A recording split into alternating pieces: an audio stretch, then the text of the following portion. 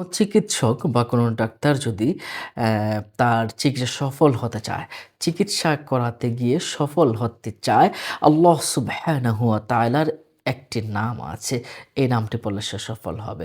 যার কোনো বন্ধু নেই, যে একাকী থাকে, সে একজন শুভাকাঙ্ক্ষী তৈরি হবে, বন্ধু সৃষ্টি হবে, সে একাকী থাকবে না এই একটি ইসিম পড়লে।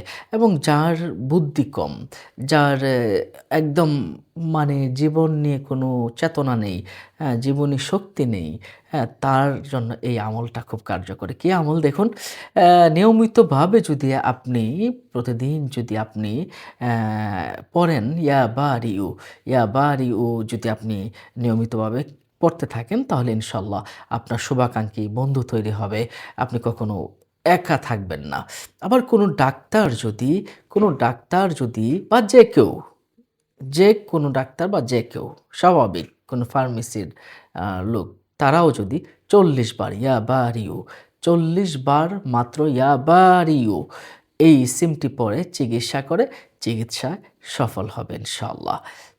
এটা শুধু ডাক্তার নয়, যারা ঝাড়ফুঁক করেন, কবিরাজ করেন, তাদের জন্যও এই ইসিমটা খুবই কার্যকরী।